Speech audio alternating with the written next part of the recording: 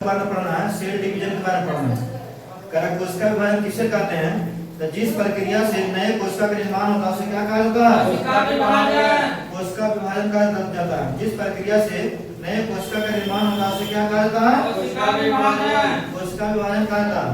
कोशिका विभाजन का सर्वप्रथम 1865 में बिरचाओ ने देखा था। कोशिका विभाजन को किसने देखा था? बिरचाओ ने। बिरचाओ ने कोशिका विभाजन को किसने देखा था? बिरचाओ ने। बिरचाओ ने देखा था। कब देखा था? 1865 में। कब देखा था? 1865। कोशिका विभाजन 3 प्रकार का होता है। कोशिका विभाजन क्या प्रकार का होता है? एक प्रकार के। 3 प्रकार। असूत्री, समसूत्री, अर्धसूत्री। हाँ, कोशिका जो कितना प्रकार का होता है? एक प्रकार के। 3 प्रकार के होता है। विभाजन। हाँ बोलो। कोशिका विभाजन 3 प्रकार का होता है ना? पहला होता है असूत्री विभाजन। क्या होता है? असूत्री विभाजन। असूत्री विभाजन। दूसरा होता है समसूत्री विभाजन। दूसरा क्या होता है? समसूत्री विभाजन। दूसरा क्या होता है? समसूत्री विभाजन। तीसरा होता है अर्धसूत्री विभाजन। तीसरा क्या होता है? अर्धसूत्री विभाजन। यानी कोशिका विभाजन कितना प्रकार होता है? एक प्रकार के। 3 प्रकार के। असूत्री विभाजन जो है यह विभाजन समानता विकसित जीव में होता है। यह विभाजन समानता विकसित जीव में होता है। अविकसित जीव में होता है। अविकसित जीव में होता है। असूत्री विभाजन जो है किसमें होता है? अविकसित जीव में। विकसित जीव में होता है। किसमें होता है? अविकसित जीव में। असूत्री विभाजन जो है किसमें होता है? अविकसित जीव में। विकसित जीव में होता या है। प्रोकैरियोटिक जीव में बोल सकते हैं। यहाँ प्रोकैरियोटिक जीव बोल सकते हैं, ठीक ना। दूसरा समसूत्री विभाजन में जो है समसूत्री विभाजन की खोज वाल्टर फ्लेमिंग ने किया था। पहले इसी के ऊपर पढ़ा थे। अच्छा चलो। समसूत्री विभाजन जो है यह विभाजन समानता अविकसित जीव में होता है। दूसरा पॉइंट है यह विभाजन जीवाणु, प्रोटोजोआ, विषाणु आदि में होता है। असूत्री विभाजन किसमें होता है? जीवाणु, प्रोटोजोआ, विषाणु में। जीवाणु, प्रोटोजोआ, विषाणु में। असूत्री विभाजन किसमें होता है? जीवाणु, प्रोटोजोआ, विषाणु में। जीवाणु, प्रोटोजोआ और विषाणु में। असूत्री विभाजन किसमें होता है? जीवाणु, प्रोटोजोआ, विषाणु में। जीवाणु, प्रोटोजोआ और विषाणु में, ठीक ना। तीसरा पॉइंट है असूत्री विभाजन का इस प्रक्रिया में एक मातृ कोशिका में केंद्रक या कोशिका द्रव में संकुचन के परिणाम से 2 पुत्री कोशिकाओं का निर्माण होता है।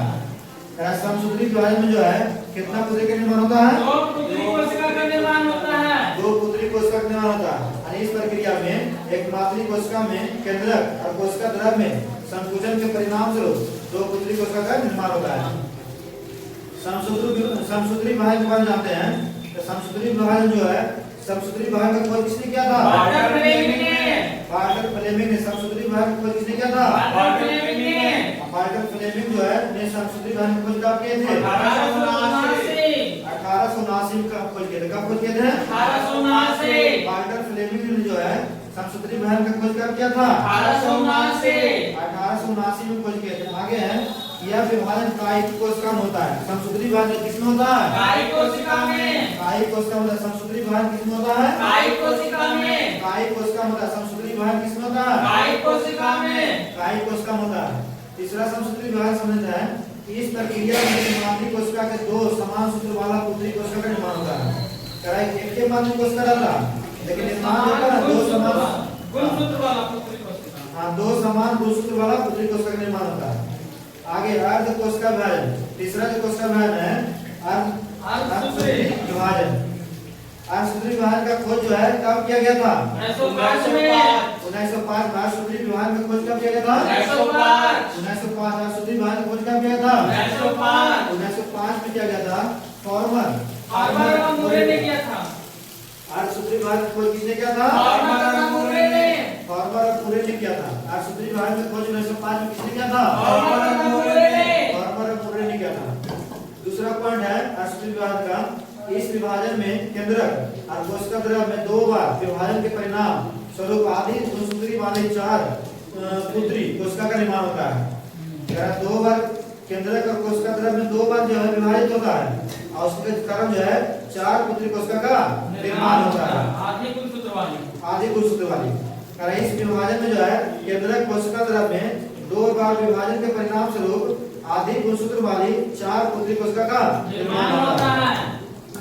दूसरा पॉइंट तीसरा पॉइंट है असूत्री विभाजन से संबंधित यह विभाजन केवल लिंगी जन्म करने वाले जीव में होता है। असूत्री विभाजन किसमें होता है? लिंगी जन्म करने वाले जीव में। लिंगी जन्म करने वाले जीव में होता है। सेक्सुअल रिप्रोडक्शन में होता है। हाँ, सूत्री विभाजन जो है केवल किसमें होता है? सेक्सुअल रिप्रोडक्शन में। सेक्सुअल रिप्रोडक्शन में किसमें होता है? सेक्सुअल रिप्रोडक्शन में होता सेक्सुअल है। रिप्रोडक्शन में यानी लिंगी जनन में। आगे चौथा पॉइंट है कि इस विभाजन में केवल जनन कोशिका का निर्माण होता है। सूत्री विभाजन में किसका निर्माण होता है? केवल जनन कोशिका का। केवल जनन कोशिका का निर्माण होता है। सूत्री विभाजन में किसका निर्माण होता है? केवल जनन कोशिका का। हाँ, केवल जनन कोशिका का। और सूत्री विभाजन में किसका होता है? केवल जनन कोशिका का। केवल जनन कोशिका का निर्माण होता है। आगे है समसूत्री विभाजन दो भागों में बांटा गया है। समसूत्री विभाजन को कितने भाग में बांटा गया है? दो भागों में। एक केंद्रक विभाजन इस विभाजन के कितने भाग में बांटा गया है? दो भागों में। दो भागों में। समसूत्री विभाजन को कितने भाग में बांटा गया? दो भागों में। केंद्रक विभाजन कहते हैं, है ना? क्रायोकाइनेसिस। केंद्रक विभाजन क्या कहते हैं? क्रायोकाइनेसिस। क्रायोकाइनेसिस। दूसरा जो विभाजन है साइटोकाइनेसिस। दूसरा विभाजन क्या है? साइटोकाइनेसिस। साइटोकाइनेसिस। अब हम पहले केंद्रक विभाजन के बारे में पढ़ेंगे यानी क्रायोकाइनेसिस के बारे में पढ़ेंगे। तो केंद्रक विभाजन की प्रक्रिया 5 अवस्था में पूर्ण होता है। केंद्रक विभाजन जो होता है ना, कैरियोकाइनेसिस जो होता है 5 पहला अवस्था इसका है अंतरावस्था या विरामावस्था। इसको इंग्लिश में ज्यादा बोलिएगा। हाँ, इंटरफेज को बोलते हैं। अंतरावस्था विरामावस्था क्या इसे बोलते हैं? इंटरफेज। इंटरफेज बोलते हैं। इंटरफेज। फिर अंतरावस्था विरामावस्था को इंग्लिश में क्या बोलते हैं? इंटरफेज। हाँ, तो इंटरफेज किसको कहते हैं? यह अवस्था विभाजन के पूर्व की अवस्था है जहाँ अधिक क्रियाशील अवस्था है। यह जो है विभाजन से पहले वाली अवस्था है ना? जो पूर्व की अवस्था है, विभाजन के पहले वाली अवस्था कौन सी है? इंटरफेज। यह अवस्था जो है विभाजन के पूर्व की अवस्था है ना? यह जो है अत्यधिक क्रियाशील होता है। इंटरफेज। अत्यधिक क्रियाशील कौन होता है? इंटरफेज। अत्यधिक क्रियाशील कौन होता है? इंटरफेज जो है विभाजन की पूर्व अवस्था है जो कि क्या है? अत्यधिक क्रियाशील है। हाँ, आगे है कि इस अवस्था को निम्न भागों यानी अंतरावस्था या विरामावस्था को भी बहुत सारा अवस्था में बांटा गया है। जैसे जीवन फेज है ना, एस फेज और G2 फेज। तो जीवन फेज में क्या है कि पोस्ट मैट्रिक गैप फेज कहते हैं इसको। जीवन फेज क्या बोलते हैं? Post matric gap phase. Post matric gap phase बोलते हैं। इस अवस्था में आरएनए और प्रोटीन का निर्माण होता है। आरएनए प्रोटीन का निर्माण इसी अवस्था में होता है। जीवन फेज में होता है। जीवन फेज में आरएनए प्रोटीन का निर्माण किस फेज में होता है? जीवन फेज में। जीवन फेज में आरएनए प्रोटीन का निर्माण किस फेज में होता है? जीवन फेज में। जीवन फेज में आरएनए प्रोटीन का निर्माण किस फेज में होता है? जीवन फेज में। जीवन फेज में। आगे वो एस फेज होता है ना? एस फेज में क्या होता है कि डीएनए का संश्लेषण होता है। डीएनए का संश्लेषण किसमें होता है? एस फेज में।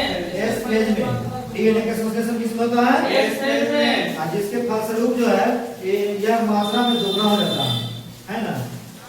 इसके मात्रा में क्या होता है? दुगुना। दोगुना हो जाता है। एस फेज में जो है डीएनए की मात्रा क्या होता है? दुगुना। दोगुना हो जाता है क्योंकि संश्लेषण करता है। डीएनए क्या करता है? संश्लेषण। तोड़ने का काम करता है। आगे को G2 फेज होता है। कौन फेज होता है? G2 phase. G2 फेज जो प्री मेटोटिक गैप फेज कहते हैं।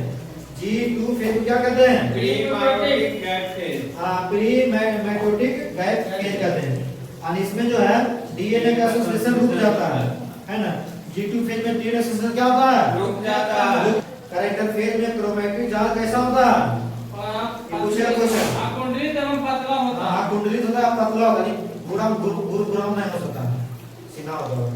कैरेक्टर फेज में जो है क्रोमैटिक जाल कैसा होता है? कुंडलित एवं पतला होता है। कुंडलित और पतला होता है ना? पतला होता है। इंटरफेज में जो है क्रोमैटिक जाल कैसा होता है? कुंडलित और पतला होता है। कुंडलित और पतला होता है। जो सेंट्रोसोम विभाजित हो जाता है। सेंट्रोसोम क्या हो जाता है? विभाजित होता है। G2 फेज को क्या कहते हैं? Pre matric gap phase. आगे डीएनए का संश्लेषण रुक जाता है। G2 फेज में जो है डीएनए का संश्लेषण रुक जाता है किंतु आरएनए प्रोटीन का संश्लेषण होते रहता है ना? G2 फेज में डीएनए का संश्लेषण रुक जाता है किंतु आरएनए और प्रोटीन का संश्लेषण होते रहता है। किसमें रहता है? G2 फेज में आरएनए डीएनए का संश्लेषण रुक जाता है किंतु आरएनए और प्रोटीन का संश्लेषण होता है। किसमें? G2 फेज में। कैरेक्टर फेज में प्रोकैरियोटिक जाल जो है किस आकार का होता है? कुंडलित और पतला। कुंडलित और पतला होता है। कुंडलित और पतला होता है। और इंटरफेज में जो है क्रोमैटिक जाल किस तरह का होता है? आकुंठित एवं पतला। आकुंठित और पतला होता है, ठीक ना। सेंट्रोसोम विभाजित हो जाता है। आगे प्रोफेज के बारे में जानना है, प्रोफेज क्या है ना। तो प्रोफेज में देखिए तारक होता है, तारक केंद्र होता है, केंद्रक आवरण होता है। देखिए फिगर कहाँ जो है, केंद्रक द्रव आवरण होता है, केंद्रिका होता है, अर्धसूत्र युग्म होता है, गुणसूत्र बिंदु होता है ना। इतना सारा किसमें होता है? प्रोफेज में।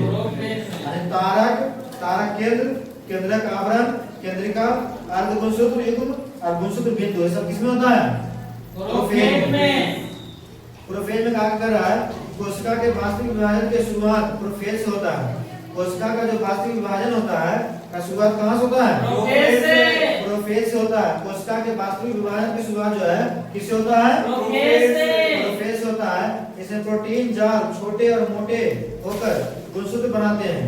इसमें जो क्रोमैटिन छोटा बनाता है, जाल को छोटा बनाता है, क्रोमैटिन छोटे हैं जो मोटे होकर क्या बनाते हैं? तो गुणसूत्र बनाते हैं। क्रोमैटिन जाल छोटे, क्रोमैटिन जाल जो है छोटे मोटे होकर क्या बना देता है? क्रोमैटिन जाल छोटे और मोटे होकर जो है गुणसूत्र बनाता है।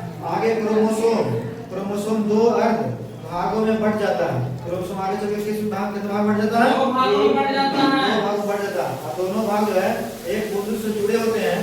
इस बिंदु क्या कहता है? सेंट्रोमेयर कहते हैं। दो बिंदु जो है एक बिंदु जुड़ा होता है क्या कहता है? सेंट्रोमेयर। सेंट्रोमेयर। दोनों भाग एक बिंदु से जुड़े होते हैं, इस बिंदु को क्या कहता है? सेंट्रोमेयर। सेंट्रोमेयर कहते हैं। पूरी रचना जो है क्रोमैटिड क्रोमैटिड कहलाती है। इस तरह की पूरी संरचना क्या कहता है? क्रोमैटिड कहलाती है। कहा है कि दोनों भाग एक बिंदु से जुड़े होते हैं, इस बिंदु को सेंट्रोमेयर कहते हैं और पूरी संरचना क्या कहता है? क्रोमैटिड कहलाता है। आगे इस अवस्था के अंत में केंद्रक झिल्ली और केंद्रिका गायब हो जाता है। इस अवस्था के जब लास्ट होता है, अंतिम होता है, तो जो केंद्रक झिल्ली होता है और केंद्रिका होता है क्या होता है? गायब हो जाता है। गायब हो जाता है और तुर्क धागे का निर्माण कर देता है। किसका निर्माण करता है? तुर्क धागे का निर्माण शुरू हो जाता है। तुर्क धागे का निर्माण शुरू हो जाता है। इस अवस्था के अंत में जो है केंद्रक झिल्ली और केंद्रिका गायब हो जाता है और तुर्क धागे क्या करता है? शुरू हो जाता है। निर्माण शुरू करता है। आगे मध्यावस्था, इसको मेटाफेज बोलते हैं। मध्यावस्था क्या बोलते हैं? मेटाफेज। मेटाफेज। मध्यावस्था क्या बोलते हैं? मेटाफेज। मेटाफेज। मध्यावस्था क्या बोलते हैं? मेटाफेज। मेटाफेज का फिगर किस तरह रहता है ना, इसमें तंतु तंतु होता है, लंबा इसके बारे में पढ़ना है। मध्यावस्था या मेटाफेज के बारे में पढ़ना है। इस अवस्था में तुर्क धागे है ना का निर्माण हो जाता है। इस क्रोमोसोम अपने सेंट्रोमेयर तथा धागे के बीच के आकार जुड़ा होता है। इस विभाजन से जो 2 से 10 मीटर के समान लंबाई होता है। समय लगता है 10 मिनट का समय लगता है। 2 से 10 मिनट क्या लगता है? समय लगता है। मेटाफेज में। मेटाफेज। आगे है एनाफेज होता है ना, क्या होता है? एनाफेज। एनाफेज इंग्लिश में एनाफेज बोलते हैं। एनाफेज का आकार इस तरह रहता है, देख लीजिए, 8 गुणसूत्र खिंचाव होता है इसमें। आगे इस अवस्था जो है एनाफेज जो है, एनाफेज की अवस्था में जो है सबसे छोटी अवस्था है, विभाजन 2 से 3 मिनट का समाप्त हो जाता है। नहीं समाप्त हो जाता है। एनाफेज सबसे छोटी अवस्था, सबसे छोटा अवस्था कौन सा है? एनाफेज। सबसे छोटी अवस्था कौन है? एनाफेज। कितना मिनट में समाप्त हो जाता 2 से है? 3 मिनट में समाप्त हो जाती है। दो विभाजन जो 2 से 3 मिनट में समाप्त हो जाता है। पर इस अवस्था में सेंट्रोमेयर दो भागों में विभाजित होता है। इस अवस्था में जो सेंट्रोमेयर कितने भागों में विभाजित होता है? 2 भागों में विभाजित होता है। प्रत्येक गुणसूत्र में दोनों क्रोमैटिड सेंट्रोसोम के विभाजन के कारण जो है अलग हो जाता है ना। प्रत्येक गुणसूत्र में दोनों क्रोमैटिड सेंट्रोसोम के विभाजन के कारण जो है अलग हो जाता है। गुणसूत्र अब दोनों ध्रुवों की ओर चला जाता है। गुणसूत्र जो है अब दोनों ध्रुवों की ओर चला जाता है। एनाफेज। गुणसूत्र दोनों ध्रुवों की ओर चला जाता है। कौन चला? किस फेज में? एनाफेज में। गुणसूत्र जो है दोनों ध्रुवों की ओर चला जाता है। किस फेज में? एनाफेज में। एनाफेज में। आगे है टेलीफेज। पांचवा अवस्था जो है टेलोफेज है ना। टेलोफेज की अवस्था इस तरह रहती है ना। जो तारक केंद्र युग्म होता है, केंद्रिका होता है, क्रोमैटिड धागा युग्म जो है, क्रोमैटिड धागा है और फिर बाहरी आवरण जो है कोशिका द्रव विभाजन संदेश होता है ना। टेलीफेज की अवस्था जो है, प्रोफेज की अवस्था क्या होता है? उल्टा होता है। आगे इसमें केंद्रक और केंद्रिका स्पष्ट हो जाता है। टेलीफोन केंद्रक और केंद्रिका किसमें स्पष्ट हो जाता है? टेलीफेज में। टेलीफेज में। केंद्रक और केंद्रिका स्पष्ट किसमें हो जाता है? टेलीफेज में। टेलोफेज में। केंद्रक और केंद्रिका जो है स्पष्ट दिखाई देने लगा किसमें? टेलोफेज में। टेलोफेज में। क्रोमोसोम पतले हो जाते हैं। क्रोमोसोम पतला किसमें हो जाता है? टेलोफेज में। टेलोफेज में। क्रोमोसोम पतला किसमें हो जाता है? टेलोफेज में। टेलोफेज में। क्रोमोसोम पतला किसमें हो जाता है? टेलोफेज में। इस प्रकार के केंद्रक से दो केंद्रक का निर्माण हो जाता है ना। स्पिंडल फाइबर नष्ट हो जाता है। स्पिंडल फाइबर किसमें नष्ट हो जाता है? टेलोफेज में। टेलोफेज में। स्पिंडल फाइबर जो है किसमें नष्ट हो जाता है? टेलोफेज में। टेलोफेज में। अब दूसरा जो है साइटोकाइनेसिस। दूसरा जो है संस्कृति विभाग का दूसरा जो भाग कौन सी है? साइटोकाइनेसिस। साइटोकाइनेसिस। संस्कृति विभाग का दूसरा भाग कौन सी है? साइटोकाइनेसिस। साइटोकाइनेसिस। अब इसके बारे में जानना है। साइटोकाइनेसिस जो है केंद्रक के विभाजन के बाद संकुचन द्वारा कोशिका का विभाजन हो जाता है। केंद्रक के विभाजन के बाद जो है संकुचन द्वारा जब कोशिका का विभाजन होता है, किसके द्वारा कोशिका का विभाजन होता है? संकुचन द्वारा कोशिका का विभाजन होता है साइटोकिनेसिस में। हाँ, संकुचन के द्वारा। आगे इस प्रकार की मातृ कोशिका में दो पुत्री कोशिका का निर्माण होता है। कितना पुत्री कोशिका का निर्माण होता है? दो पुत्री कोशिका का निर्माण होता है। इस प्रकार की मातृ कोशिका में कोशिका से जो है कितने पुत्री कोशिका का निर्माण होता है? दो पुत्री कोशिका का निर्माण होता है। दो पुत्री कोशिका का निर्माण होता है। पौधे में साइटोकाइनेसिस की क्रिया सेल प्लेट द्वारा होता है। पौधे में जो है साइटोकाइनेसिस की प्रक्रिया किसके द्वारा होता है? सेल प्लेट के द्वारा। सेल प्लेट के द्वारा होता है। पौधे में साइटोकाइनेसिस की क्रिया जो है किसके द्वारा होता है? Cell plate. सेल प्लेट के द्वारा। पौधे में साइटोकाइनेसिस की क्रिया जो है किसके द्वारा होता है? Cell plate. सेल प्लेट के द्वारा होता है। आगे समसूत्री विभाजन का महत्व क्या है जो है ना, इसके बारे में जानना है। समसूत्री विभाजन का जो महत्व है कि जीवों में वृद्धि और विकास होता है ना। इसका महत्व क्या है? जीवों में वृद्धि और विकास होता है। जीवों में वृद्धि और विकास होता है। इस विभाजन के द्वारा शरीर की मरम्मत होती है। इस विभाजन से शरीर की क्या आगे मियोसिस प्रथम में जो है गुणसूत्रों का ह्रास होता है। मियोसिस प्रथम में गुणसूत्रों क्या होता है? ह्रास होता है। ह्रास होता है, कमी होता है। इस विभाजन के प्रमुख जो है अवस्था होता है। पहला मियोसिस फर्स्ट है ना। मियोसिस फर्स्ट अवस्था पहला है। मियोसिस फर्स्ट में जो है prophase first, metaphase first, anaphase first और टेलोफेज फर्स्ट। ऐसा देखिए अवस्था फिगर बनाया हुआ अवस्था का। आगे प्रोफेज फर्स्ट है ना। प्रोफेज फर्स्ट में आ जाइए तो प्रोफेज फर्स्ट का निम्न ऊपर अवस्थाओं से बांटा गया है। लिप्टोटीन है ना। लिप्टोटीन इस अवस्था को क्रोमैटिन जाल कुंडलित और लंबे होता है। लिप्टोटीन में इस क्रोमेटिन जाल कैसा होता है? कुंडलित और लंबे होता है। हाँ, लिप्टोटीन के अवस्था में जो है क्रोमेटिन का इस प्रकार का जाल होता है लंबा और कुंडली। कुंडलित होता है। कुंडली। लिप्टोटीन जो है इस अवस्था में क्रोमेटिन किस प्रकार का होता है? कुंडलित और लंबा होता है। कुंडलित और लंबा होता है। जाल कुंडलित और लंबा। हाँ, जल कुंडलित होता है और लंबा होता है। आगे क्रोमोसोम धागे के रूप में दिखाई देता है। लिप्टोटीन जो किस रूप में दिखाई देता है? क्रोमोसोम धागे के रूप में दिखाई देता है लिप्टोटीन अवस्था में। क्रोमोसोम धागे के रूप में दिखाई देता है। लिप्टोटीन जो है किस अवस्था में दिखाई देता है? क्रोमोसोम धागे के रूप में दिखाई देता है लिप्टोटीन अवस्था में। इसमें क्रोमैटिन विभाजन धागे के रूप में। इसमें क्रोमैटिन विभाजन नहीं होता है। क्रोमैटिन विभाजन नहीं होता है। क्रोमैटिन विभाजन किसमें नहीं होता? लिप्टोटीन में। लिप्टोटीन में। क्रोमैटिन विभाजन किसमें नहीं होता है? लिप्टोटीन में। क्रोमैटिस विभाजन किसमें नहीं होता? लिप्टोटीन में। लिप्टोटीन में। आगे जाइगोटीन इस अवस्था में जो है जाइगोटीन पर जाना है। इस अवस्था में समजात समसूत्र जोड़े में व्यवस्थित होता है। समजात गुणसूत्र जोड़ा में व्यवस्थित होता है। इस अवस्था में जो है समजात गुणसूत्र किस अवस्था में होता जोड़ा है? में व्यवस्थित होता है जाइगोटीन में। जोड़ा में होता है, पेयर में होता है ना। पेयर में होता है। इन्हें बैवलेंट कहते हैं। क्या कहा जाता है? बैवलेंट कहते हैं। जोड़ा अवस्था में होता है गुणसूत्र से क्या कहते हैं? बैवलेंट कहते हैं। जोड़ा अवस्था में गुणसूत्र क्या कहता है? बैवलेंट कहते हैं। बैवलेंट कहते हैं। पैक्टिकीन में जो है गुणसूत्र किस अवस्था में होता है? छोटे और मोटे हो जाते हैं। छोटे और मोटे हो जाते हैं। आगे है प्रत्येक समजात गुणसूत्र के क्रोमैटिड अलग अलग दिखाई देता है। उन्हें क्या कहते हैं? हाँ, चतुष्फलक कहते हैं। चतुष्फलक चतुष्टक कहते हैं। प्रत्येक समजात गुणसूत्र के क्रोमैटिड अलग अलग दिखाई देता है, उन्हें क्या कहा जाता है? चतुष्टक कहा जाता है। प्रत्येक समजात गुणसूत्र के क्रोमैटिड अलग अलग दिखाई देता है, क्या कहलाता है? चतुष्टक कहलाता है। क्या कहलाता है? चतुष्टक कहलाता है। आगे इस अवस्था में क्रॉसिंग ओवर की घटना होती है। इस अवस्था में क्या होता है? क्रॉसिंग ओवर की घटना होती है, किसमें होती है? पैक्टिन में। हाँ, पैक्टिन में। क्रॉसिंग ओवर घटना किसमें होता है? पैक्टिन में। क्रॉसिंग ओवर घटना किसमें होता है? पैक्टिन में।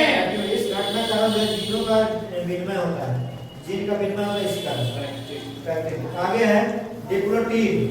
डिप्लोटीन के बारे में है ना, समजात गुणसूत्रों के बीच प्रतिकर्षण उत्पन्न होता है। समजात गुणसूत्रों के बीच प्रतिकर्षण किसमें उत्पन्न होता है? डिप्लोटीन में। डिप्लोटीन में समजात गुणसूत्रों के बीच जो है प्रतिकर्षण किसमें उत्पन्न होता है? डिप्लोटीन में। और जिसके फलस्वरूप में जो है अलग अलग होने लगता है, किंतु कुछ बिंदु पर आपस में जुड़ भी जाता है। माने अलग अलग भी होता है इसी कारण से, कुछ अवस्था में क्या हो जाता है? आपस में जुड़ भी जाता है। आगे है डिप्लोटीन के में जो है इस बिंदु को काइजमा कहते हैं। इस बिंदु क्या कहते हैं? काइजमा कहते हैं। इस बिंदु पर क्रोमैटिड के खंडों के बीच अदला बदली होता है। इस प्रक्रिया क्रॉसिंग ओवर कहते हैं। अदला बदली का अवसर क्या कहा जाता है? क्रॉसिंग ओवर कहते हैं। क्रॉसिंग ओवर कहते हैं। क्रॉसिंग ओवर कारण ही जो है संतान माता पिता कुछ भिन्न होता है। संतान जो माता पिता कुछ भिन्न होता है, किसी कारण होता है? क्रॉसिंग ओवर के कारण। क्रॉसिंग ओवर कारण होता है। संतान जो है माता पिता से कहते कुछ मिलता है, लेकिन पूरा कंप्लीटली नहीं मिलता है ना, कि क्रॉसिंग ओवर के कारण। आगे है डाइकाइनेसिस। डाइकाइनेसिस इस अवस्था में जो है डाइकाइनेसिस के बारे में जानना है। इस अवस्था में समजात गुणसूत्र अलग अलग होते हैं। डाइकाइनेसिस में जो है समजात गुणसूत्र क्या होता है? अलग अलग होते हैं। अलग अलग होता है। डाइकाइनेसिस में जो है समजात गुणसूत्र क्या होता है? अलग अलग होते हैं। अलग अलग होता है। केंद्रक और केंद्रिका गायब हो जाता है। केंद्रक और केंद्रिका इसमें क्या हो जाता है? गायब हो जाता है। गायब हो जाता है। केंद्रक और केंद्रिका इसमें क्या हो जाता है? गायब हो जाता है। डाइकाइनेसिस में आगे तर्कु तंतु का निर्माण शुरू हो जाता है ना, स्पिंडल फाइबर। नोट, सहजन कोशिकाओं में परिपक्वता के समय केंद्रक का लोप नहीं होता है। सहजन कोशिका में जब परिपक्वता के समय जब परिपक्वता होता है उस समय केंद्रक का लोप नहीं होता है, मौजूद रहता है। आगे मेटाफेज फास्ट तर्कु धागे का निर्माण पूर्ण हो जाता है। मेटाफेज फास्ट में क्या हो जाता है? तर्कु धागे का निर्माण पूर्ण हो जाता है। मेटाफेज में जो है फास्ट में जो है तर्कु धागे का निर्माण क्या हो जाता है? पूरा हो जाता है। आगे द्विसंयोजक तर्कु तंतु है ना, वेवलेंट स्पिंडल फाइबर इसको बोलते हैं इंग्लिश में। द्विसंयोजक तर्कु तंतु जो है वेवलेंट स्पिंडल फाइबर मध्य में सेंट्रोमेयर द्वारा जुड़ा होता है। मध्य में किसके द्वारा जुड़ा होता है? सेंट्रोमेयर द्वारा। मध्य में किसके द्वारा जुड़ा होता है? सेंट्रोमेयर द्वारा। मध्य में किसके द्वारा जुड़ा होता है? सेंट्रोमेयर। आगे कहा एनाफेज फर्स्ट प्रत्येक वाइवलेंट में जो है एक गुणसूत्र एक ध्रुव की ओर तथा दूसरे ध्रुव की ओर खींच जाता है। एनाफेज फर्स्ट में क्या होता है कि प्रत्येक वेवलेंट जितना वेवलेंट होता है तो क्या होता है कि एक गुणसूत्र जो है एक ध्रुव की ओर है तो दूसरा का ध्रुव की ओर, मतलब ऊपर की ओर ध्रुव है, नीचे की ओर दोनों विपरीत तरफ में खिंचाव होता है। इसमें जो है सेंट्रोमेयर का विभाजन नहीं होता। एनाफेज फर्स्ट में किसका विभाजन नहीं होता? सेंट्रोमेयर का विभाजन नहीं होता है। एनाफेज फर्स्ट में जो है किसका विभाजन नहीं होता है? सेंट्रोमेयर का विभाजन नहीं होता सेंट्रोमेयर का विभाजन नहीं होता।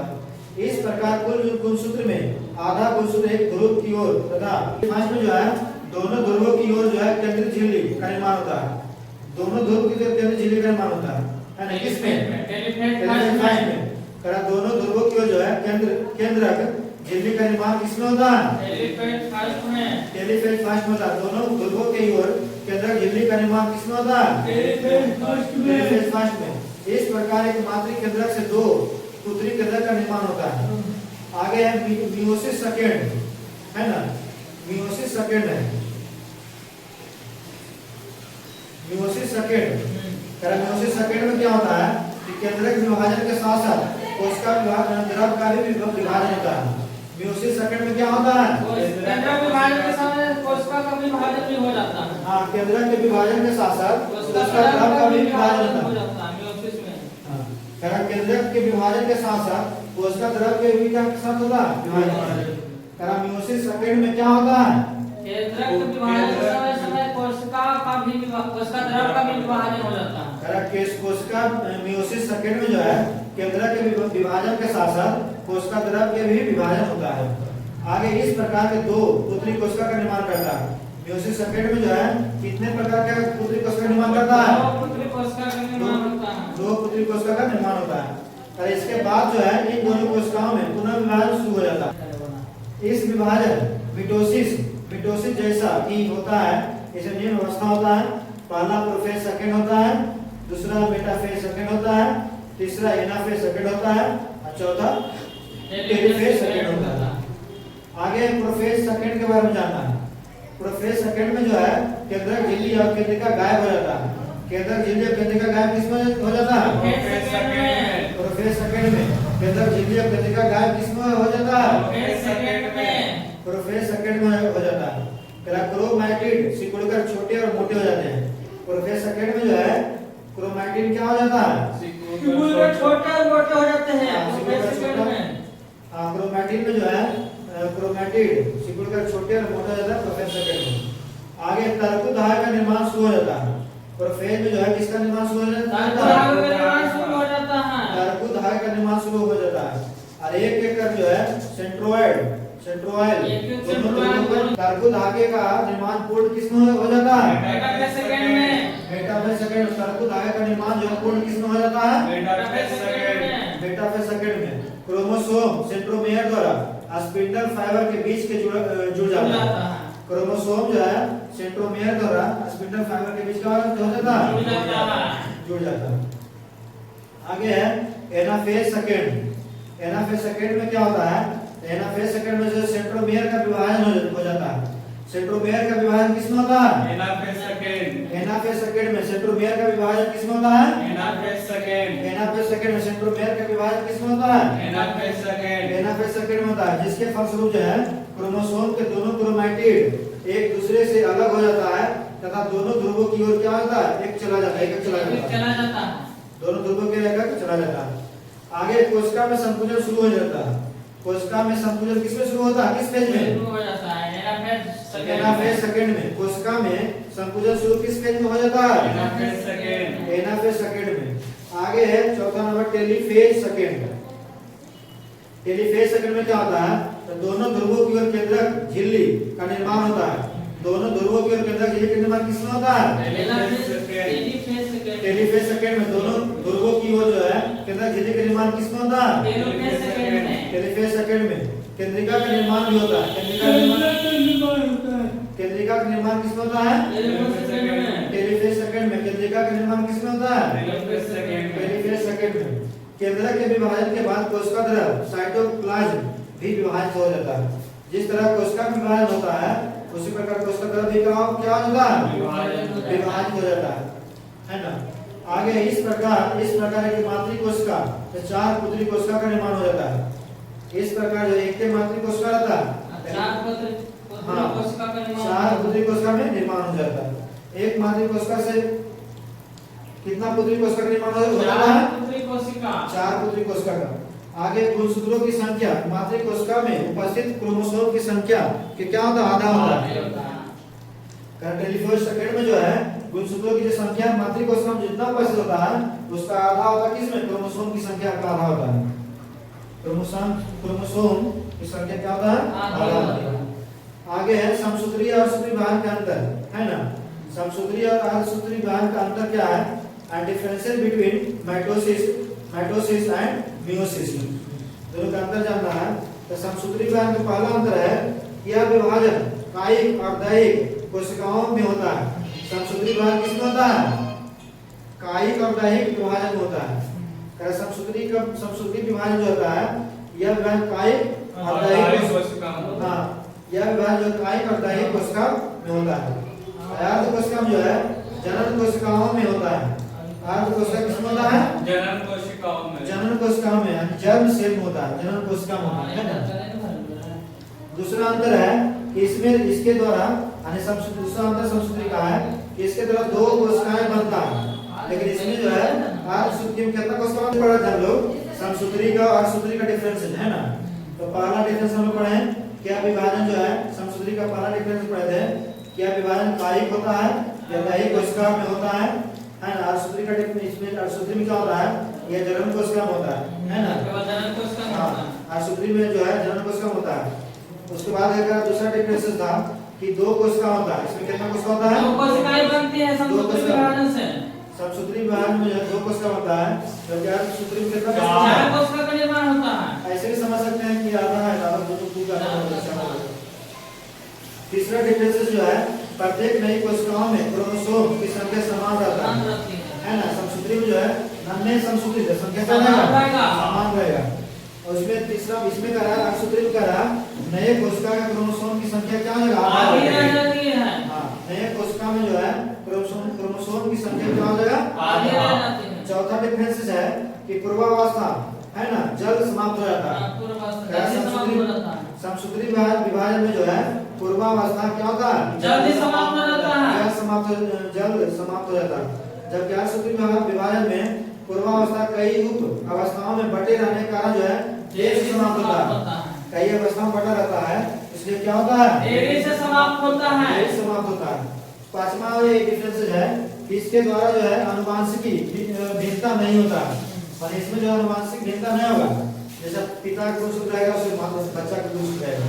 लेकिन इसमें जो है आनुवांशिक भिन्नता रहता है। जैसे जानवर भैंस उसके कहते हैं सेम रहता है भिन्न नहीं रहता है लेकिन मनुष्य में रहता भिन्न रहता है। अर्धसूत्री मनुष्य में होता है अर्धसूत्री। हाँ आगे कर केंद्रक कोशिका द्रव एक बार में विभाजित होता है। केंद्रक कोशिका जो है एक बार विभाजित होता है। हाँ समसूत्री में और अर्धसूत्री में जो है दो बार विभाजित होता है। ये दोनों जो है दो बार विभाजित होता है। दोनों दो बार विभाजित होता है। आगे विभाजन के समय जो है क्या दिखाई देता है? क्रोमोसोम दिखाई देता है। क्रोमोसोम कोशिका विभाजन के समय क्या दिखाई देता है? क्रोमोसोम कोशिका विभाजन के समय क्या दिखाई देता है? क्रोमोसोम समसूत्री अर्धसूत्री विभाजन पाया जाता है किसमें पाया जाता है? प्रोकैरियोटिक कोशिका में। प्रोकैरियोटिक कोशिका में अर्धसूत्री विभाजन किसमें पाया जाता है? प्रोकैरियोटिक कोशिका में या अविकसित कोशिका में बोल सकते हैं। प्रोकैरियोटिक कोशिका में अर्धसूत्री विभाजन जो है किसमें पाया जाता है? प्रोकैरियोटिक कोशिका में। प्रोकैरियोटिक कोशिका में अर्धसूत्री विभाजन जो है किसमें होता है? प्रोकैरियोटिक कोशिका में। प्रोकैरियोटिक कोशिका में। आगे है डीएनए और हिस्टोन प्रोटीन कोशिका चक्र की किस अवस्था में बनता है? एस अवस्था में। एस अवस्था में। और डीएनए और हिस्टोन जो है प्रोटीन के कोशिका चक्र किस अवस्था में बनता है? एस फेज में। एस अवस्था में। एस अवस्था एस फेज में। आगे है कैंसर किस कारण से होता है? सूत्री विभाजन को नियंत्रण करने वाली कोशिका का बंद होना। सूत्री विभाजन को नियंत्रण करने वाली प्रक्रिया के बंद होना क्या होता है? कैंसर होता है।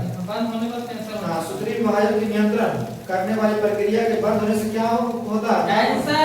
कैंसर उत्पन्न होता है। सूत्री विभाजन के नियंत्रण करने वाली प्रक्रिया के बंद होने से क्या उत्पन्न होता है? शरीर में घावों को भरना किस प्रकार के कोशिका विभाजन का परिणाम होता है? समसूत्री विभाजन। समसूत्री विभाजन शरीर में घावों को भरना किस प्रकार के कोशिका विभाजन का परिणाम होता है? समसूत्री विभाजन। समसूत्री विभाजन शरीर में घावों का भरना किस प्रकार के कोशिका विभाजन का परिणाम होता है? समसूत्री विभाजन। समसूत्री विभाजन जायगोट में किस प्रकार के कोशिका विभाजन होता है? अर्धसूत्री विभाजन।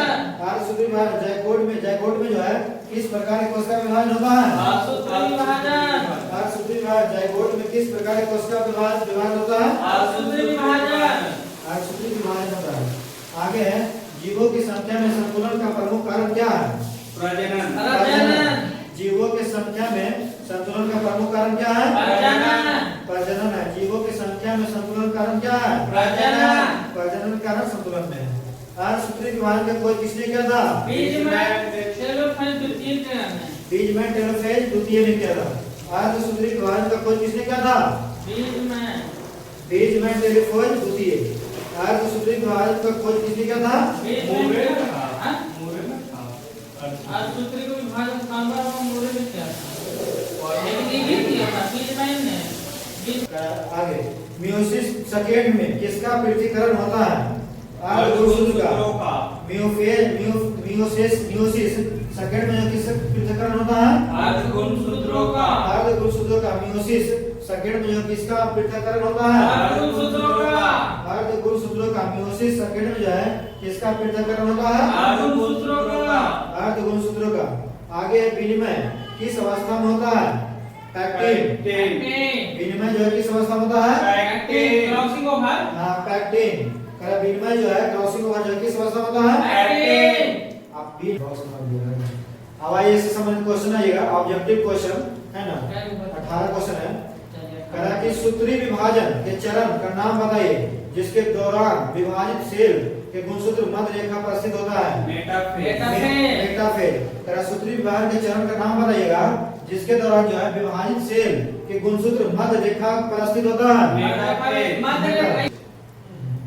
जिसके दौरान जो विभाजित सेल के गुणसूत्र मध्य रेखा में स्थित होता है। मेटाफेज की अवस्था में। किसके अवस्था में जो है विभाजित सेल गुणसूत्र के मध्य रेखा पर स्थित होता है? मेटाफेज। आगे है शुक्राणु और अंडाणु का निर्माण होता है किसमें होता है? मेयोसिस द्वारा। मेयोसिस द्वारा होता है। शुक्राणु और अंडाणु का निर्माण किसके द्वारा होता है? मेयोसिस द्वारा। शुक्राणु और अंडाणु का निर्माण किसके द्वारा होता है? मेयोसिस द्वारा। शुक्राणु और अंडाणु का निर्माण किसके द्वारा होता है? मेयोसिस द्वारा। आगे किस अवस्था में डीएनए का संश्लेषण होता है? एस फेज में। एस फेज में होता है। डीएनए के संश्लेषण किसमें होता है? एस फेज में। एस फेज में। डीएनए के संश्लेषण किस अवस्था में होता है? एस फेज में। एस फेज में। कौन सी अवस्था जो है सबसे छोटी अवस्था है? एनाफेज। एनाफेज। कौन सी अवस्था जो सबसे छोटी अवस्था होता है? एनाफेज। एनाफेज। कौन सी अवस्था जो सबसे छोटी अवस्था होता है? एनाफेज। एनाफेज। किस अवस्था में जो है सेंट्रोसोम विभाजित होता है? एनाफेज में। एनाफेज में विभाजित होता है। किस अवस्था में सेंट्रोसोम विभाजित होता है? एनाफेज। एनाफेज। सेंट्रोसोम विभाजित किस अवस्था में होता है? एनाफेज। एनाफेज। सेंट्रोसोम विभाजित किस अवस्था में होता है? एनाफेज। एनाफेज में। समसूत्री विभाजन के फलस्वरूप मातृ कोशिका से कितनी पुत्री कोशिका का निर्माण होता है? 2 कोशिका दो। का। समसूत्री विभाजन में जो है समसूत्री विभाजन के फलस्वरूप मातृ कोशिका से कितनी पुत्री कोशिका का निर्माण होता है? 2 पुत्री कोशिका। 2 पुत्री कोशिका। समसूत्री विभाजन के फलस्वरूप मातृ कोशिका से कितनी पुत्री कोशिका का निर्माण होता है? 2 पुत्री दो कोशिका। पुत्री कोशिका।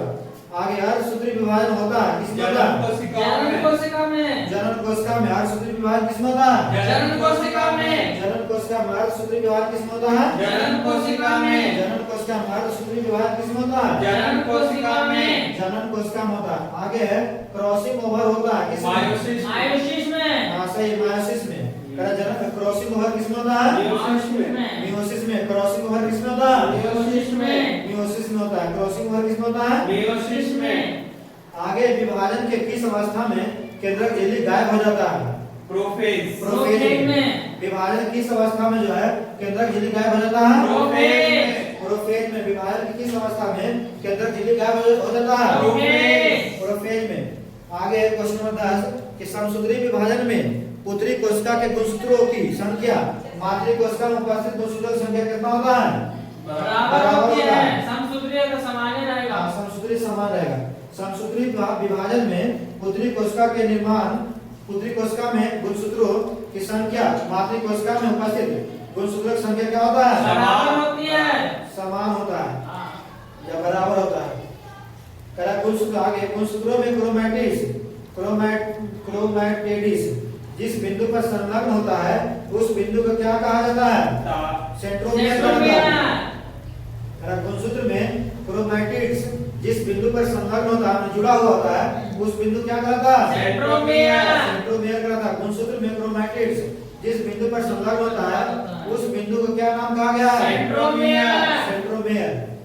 समसूत्री विभाजन के चरण का नाम बताइए जिसके दौरान विभाजित सेल का गुणसूत्र मध्य रेखा पर स्थित होता है? हाँ मेटाफेज। समसूत्री विभाजन के चरण का नाम बताइए। पहले क्वेश्चन में हाँ समसूत्री विभाजन के चरण का नाम बताइए जिसके दौरान जो है विभाजित सेल के गुणसूत्र मध्य रेखा पर स्थित होता है? मेटाफेज। समसूत्री विभाजन के चरण का नाम बताइए जिसके दौरान जो है विभाजित सेल के गुणसूत्र मध्य रेखा में स्थित होता है? मेटाफेज। निम्नलिखित में से अर्धसूत्र के लिए कौन सी कथन सत्य नहीं है?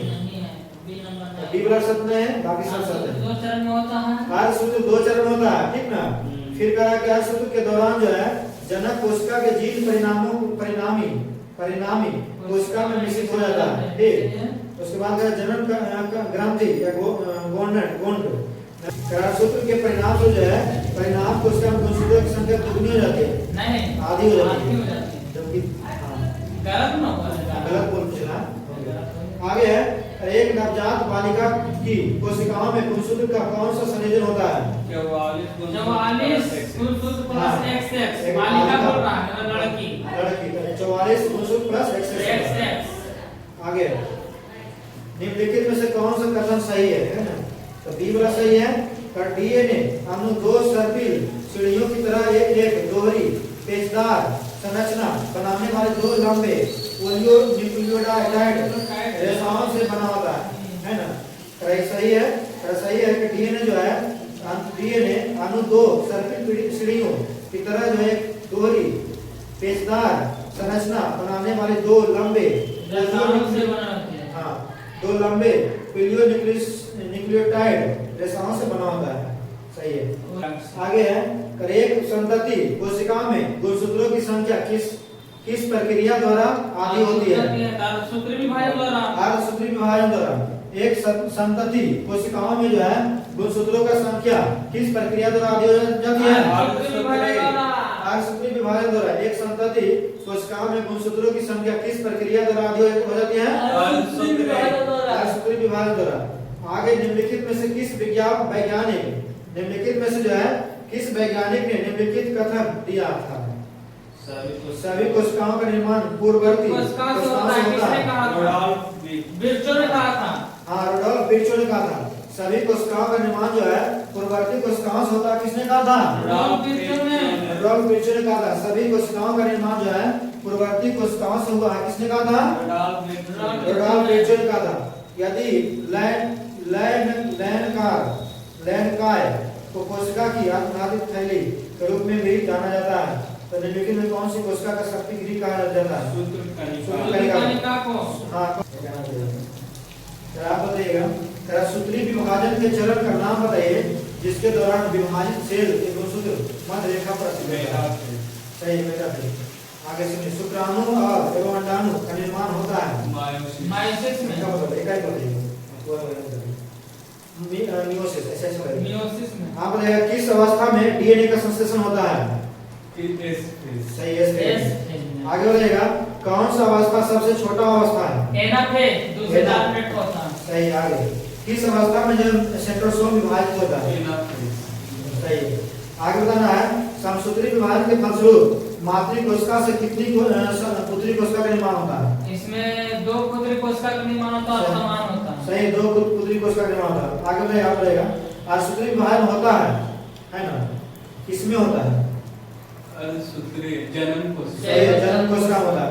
आगे बताना है कोशिका क्रॉसिंग ओवर होता है। किसमें क्रॉसिंग ओवर होता है? ये होता है एनाफेज 9 मां से मेटा मायोसिस में होता है। हां, क्रॉसिंग ओवर किसमें होता है? मायोसिस में। मायोसिस में। आगे बताइएगा विभाजन की किस अवस्था में केंद्रक झिल्ली गायब हो जाता है? केंद्रक झिल्ली गायब। सही है। प्रोफेज में। आगे बताना है समसूत्री विभाजन में पुत्री कोशिका में गुणसूत्रों की संख्या मातृ कोशिका के उपस्थित गुणसूत्रों की संख्या क्या होता है? बराबर होती है। सही, बराबर होती है। आगे बताइएगा 11 नंबर क्वेश्चन कि गुणसूत्र में क्रोमैटिड्स जिस बिंदु पर संलग्न होता है उस बिंदु को क्या नाम दिया गया है? सही, सेंट्रोमियर। आगे बताना है समसूत्री विभाजन यानी मिटोसिस के चरण का नाम बताइए जिसके दौरान जो है विभाजित सेल के गुणसूत्र मध्य रेखा पर स्थित होता है? मेटाफेज। आगे बताना है निम्नलिखित में से अर्धसूत्र के लिए कौन सा कथन सत्य नहीं है? लंबा क्वेश्चन है। सत्य नहीं है जिसमें अर्धसूत्री के लिए दुगना है ना, वो गलत है। बाकी आधा तो सही है। आधा होना चाहिए। सही। आगे है कि एक नवजात बालिका की कोशिका में गुणसूत्र की कौन सी संयोज होता है? 44 गुणसूत्र प्लस XX। हाँ, आगे बताइएगा सुनिए कह कि निम्नलिखित में से कौन सा कथन सही है? सही बताइए। इसके बारे में डीएनए अणु दो सर्पिल पीढ़ियों की तरह जो है एक दोहरी पेचदार संरचना में डबल हेलिक्स मॉडल होता है। 2 लंबे पोलियोन्यूक्लियोटाइड रेसेस बना होता है। आगे बताइएगा कि एक संतति कोशिका में गुणसूत्र की संख्या किस प्रक्रिया के द्वारा आधी होती है? संयुक्त सतुरी विभाजन के द्वारा। आगे रहेगा सभी कोशिकाओं का निर्माण जो है पूर्ववर्ती कोशिकाओं से हुआ है, किसने कहा था? क्या था? रडोल्फ विर्चो ने। रडोल्फ विर्चो ने कहा था। आगे रहेगा लास्ट क्वेश्चन, यदि नयनकाय की कोशिका को गांठ में लिखा रहता है तो कोशिका का शक्ति ग्रिप केंद्र किसे कहा जाता है? सूत्रकारिका है।